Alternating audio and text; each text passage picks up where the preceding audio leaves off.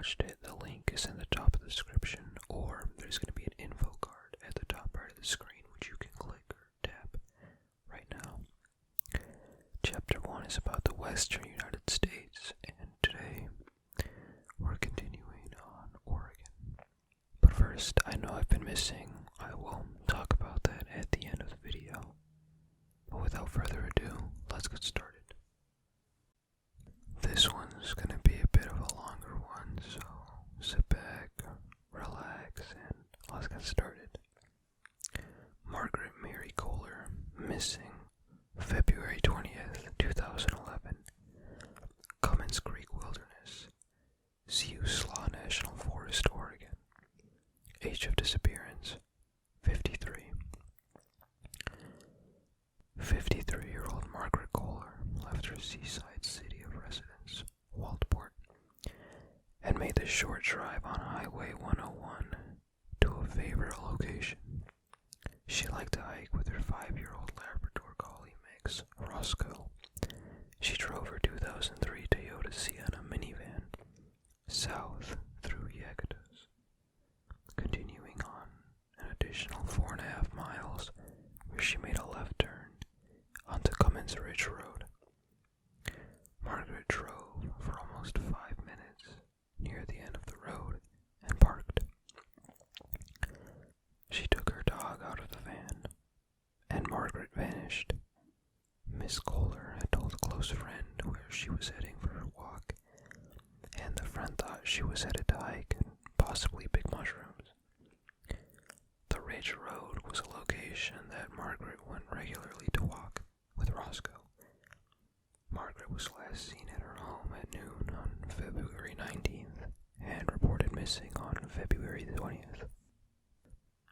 Margaret's friend reported to the sheriff's department that Margaret had taken her dog on a trip to the Cape Perpetua area.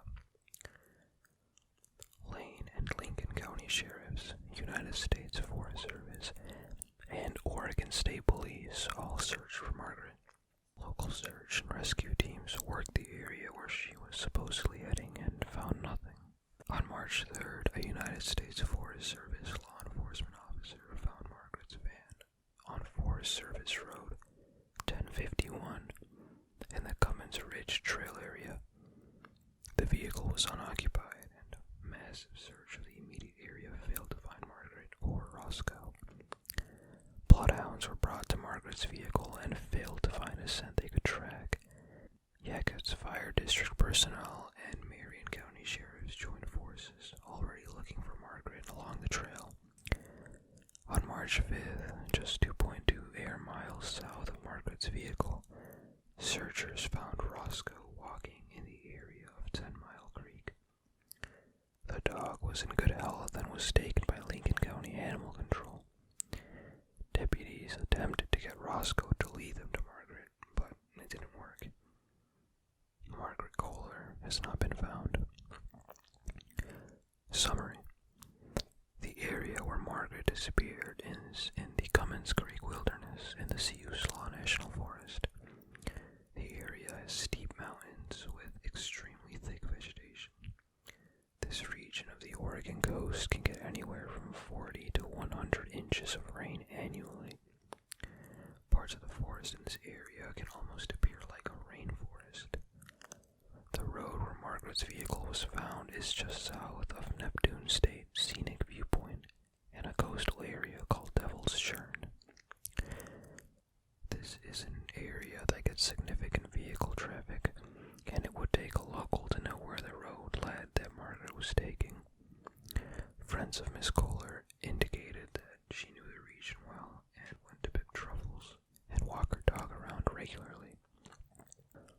It would seem unusual that she would get lost, and it would be equally odd that she would voluntarily allow her dog to run free. The location where Roscoe was found is 2.2 miles south of the van, but it is a rough 2.2 miles over a mountain range and into very desolate areas. I have documented several other cases where a subject disappeared with their dog, and the dog returns, but the person is still missing. Steve Litzy, missing, October 29th, 2011. Umpqua National Forest, 56 miles east of Roseburg, Oregon. Age of disappearance, 71 years. Steve Litzy was a successful real estate agent for Coldwell Banker Realtors in Paradise, California. Steve and his wife, Suzanne Snyder, lived in a suburb of Paradise, but also owned a residence in Elkton, Oregon, which is between Roseburg and Eugene. In early November 2011, Steve went with a friend to the Twin Lakes area of Umpqua National Forest for a week. In early November 2011, Steve went with a friend to the Twin Lakes area of Umpqua National Forest for a week of hunting. The week didn't go well, and the men decided to make their last day October 29th. The men rose early, grabbed their rifles, and Steve snagged a day pack and placed water and energy bars inside. The men started down toward the trailhead. Both men agreed to hunt on their own and then to meet back at their vehicle later in the day. Steve was last seen 1/8 of a mile down the trail in a small culvert. He was never seen again. The Douglas County Sheriff was notified on October 29th that Steve was missing. The sheriff called the United States Forest Service, National Guard, and a variety of search and rescue teams. On October 31st, 8 different bloodhounds were brought into the area to attempt to track Steve. None could find his scent. Helicopters and all-terrain vehicles crisscrossed the trails and roads. Nothing could be found that confirmed as belonging to Steve. Just days after the search started, snow hit the area and made the search effort extremely difficult. The snow covered any possible tracks and brought the aerial search to a complete halt. After a massive 1-week search effort, the attempt to locate Steve Litzy was abandoned. Summary: Steve was an experienced hunter that went into his day prepared.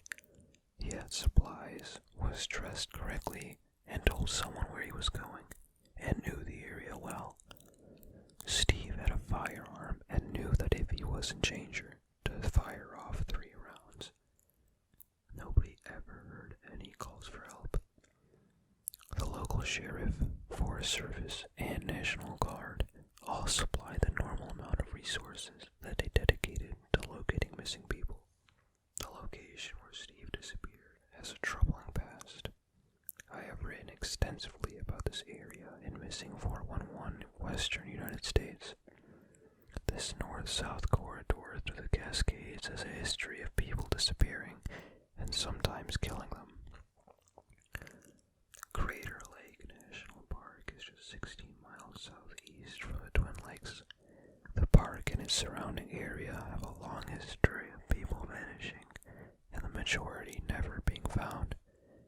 I encourage people to go to a computer and search the area where Steve disappeared. Look at that area that Damien Shoe vanished, and then, if you can, get a copy of Missing 411 Western United States and start connecting the dots. It won't be difficult. This area of the Oregon Cascades is not as steep, as high, or as rugged as mountains in Colorado, Idaho, or Montana, yet there appears to be more missing people that are never found here than makes logical sense. James Jake Dutton, missing June 18th, 2012. Unk, Three Sisters Wilderness, Oregon. Age of disappearance, 32 years. As you read the case of Jake Dutton, remember the case of Damien Shoe. The location and facts surrounding the case are eerily close. Jake was a veteran of the United States Coast Guard. He attended a local community college of Eugene and had recently graduated. He was suffering from a long-term disability from a back injury. He was a caring son and uncle, and in fact had a planned trip his nephew just before he disappeared. On June 15th, 2012, Jake drove his 1998 blue Nissan pickup to the French Peak Trailhead in the Three Sisters Wilderness, east of Eugene. This area is extremely rugged, with a long history of hikers that have vanished and never been found. Jake was a competent and diligent hiker. He completed a trail permit and left the paperwork in the United Forest Service box at the trailhead. His permit stated that he would be back to his truck and out of the wilderness by June 18th. On June 28th, Jake had a long planned trip with his nephew. He had agreed to pick him up at Portland International Airport. When Jake didn't arrive at the airport, this triggered a series of family events that caused his older brother Chris to travel to Jake's apartment to check on his welfare. Chris did arrive at Jake's apartment and found that he had camping gear and supplies stored and waiting for the trip with his nephew. He found Jake's calendar that showed he had a series of events lined up that he was to accomplish. But Jake was nowhere in sight, nor was his truck. On July 9th, Jake's family filed a missing persons report. The family had no idea that Jake had traveled to the wilderness and had no idea where he might be. He had traveled to the wilderness. They knew he was a very responsible man, and it was completely unlike him not to meet his nephew. There was no information on Jake until July 30th.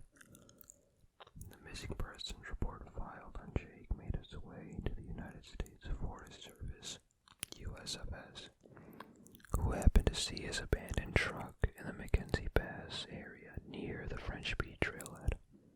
The USFS contacted Eugene police, and on July 31st through August 5th, searches were conducted in the wilderness. Canine search teams, hikers, and volunteers from throughout the area looked for Jake. Hikers in the region were questioned to see if they had seen the man. Nobody had any information. In an embarrassing twist for the USFS, Jake's wilderness permit, stating the time he was supposed to be out of the wilderness, was ignored. In an article in the August 17th, 2012 Register Guard, a USFS spokesperson stated that the permits are just used to monitor the amount of hikers in the wilderness and not to determine if someone was overdue on a trip.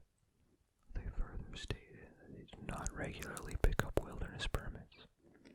Eugene Police Detective Jeff Tanaga now has Jake's missing person case. Detective Tanaga has stated that he does not believe that Jake voluntarily disappeared. Summary: the history of people disappearing in this region of the Cascades is horrible.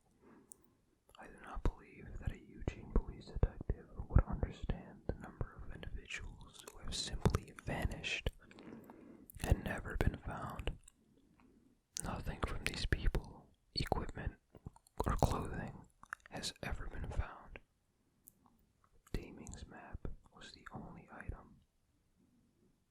I always believe that when I complete a wilderness permit that someone at the USFS was monitoring who was in the wilderness, who was out, and who was overdue. You'd think they would at least contact a family member to ensure that she or he was not alarmed by the length of the trip. If the USFS is just using the permits to monitor the load on the wilderness, they should state this on the permit and specifically indicate that if you are overdue on the permit, the USFS will not trigger a search based solely upon that information. Jake is another of a long line of individuals that have disappeared in the Cascades and never been found. Robert Barry Bissell, missing July 24th, 2012, Roaring River Wilderness, Oregon. Age of disappearance, 57 years.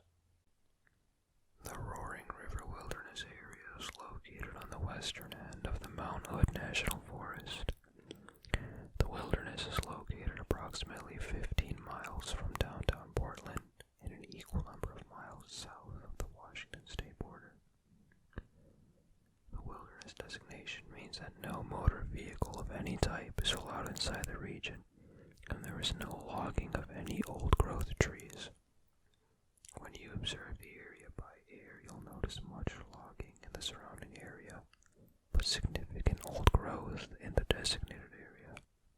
On July 12, 2010, Robert Bissell left his residence on 30th Avenue in Portland and drove his 1989 white Nissan Sentra with distinctive chrome wheel fenders to the trailhead for Shell Rock Lake and the Rock Lakes Basin just on the outer fringe of the wilderness. Robert took his backpack and his assorted supplies and hiked into an area at Middle Rock Lake. This lake is located between Upper and Lower Rock Lake, all at elevation points between 4,200 and 4,400 feet. The South Fork of the Roaring River actually starts between Lower and Middle Rock Lakes.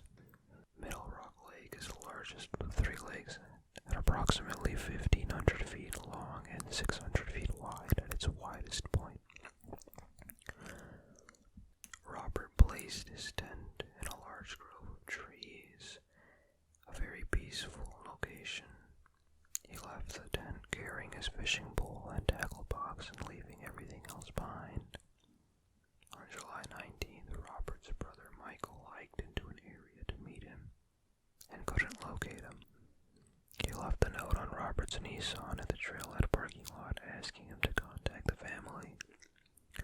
When Robert didn't call, Michael went back into the wilderness and again found Robert's tent just as he had seen it 5 days earlier. It appeared to not have been touched. The note at the car was still there, so Michael contacted the USFS and the Clackamas County Sheriff and reported Robert Bissell as a missing person. On July 25th, the Clackamas County Sheriff sent a team into the Middle Rock Lake area. They found Robert's tent and took a photo of it. They found everything in the tent that you'd figure to find for someone spending time in the woods, except Robert's fishing pole and tackle box. This first day established 11 non-stop days of intense search efforts for Robert. The Clackamas Sheriff was the lead law enforcement agency conducting the search effort and asked the Oregon National Guard to send its helicopter to scout the lake's region by air. The helicopter spent several hours scanning the region and saw nothing unusual. Several teams of bloodhounds searched each of the three lakes and again had no luck in picking up any scent. A total of 20 organizations pounded the lake's area without finding one trace of Robert. The search commander did make a statement about the ruggedness of the terrain. 3 to 4 of the horses used in the search had thrown shoes and had to be removed from the area. Other members of the mounted posse replaced the horses that were removed. The final total was over 200 people who committed countless hours walking the rocky terrain looking for Robert and finding nothing. Searchers did find one set of campers in the area that did confirm they saw and spoke to Robert, but it had been very early in his trip. No sightings were made later during the fishing excursion. Robert did file a wilderness use permit with the United States Forest Service that indicated he would be out of the area by July 16th. On August 2nd, 2010, the following article and statement was published on the OregonLive.com website about the search effort. Sergeant James Rhodes of the Clackamas County Search and Rescue Unit said that Bissell remains listed on the National Missing Persons database. He said flyers are still being circulated and that the Clackamas County Sheriff will continue to accept tips on his whereabouts. Summary. The region where Robert disappeared is some of the densest forests in the Pacific Northwest. The man was an experienced backpacker who enjoyed going solo into the woods and had done so many times. He wasn't going to travel across the wilderness on an overnight journey.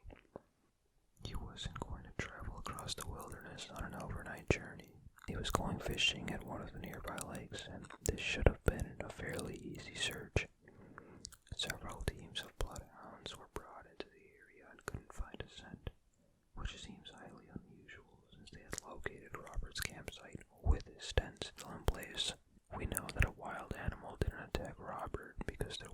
scene of carnage and an overpowering smell of rotting flesh. At the very least, searchers would have found his fishing pole and tackle box, neither of which was ever located.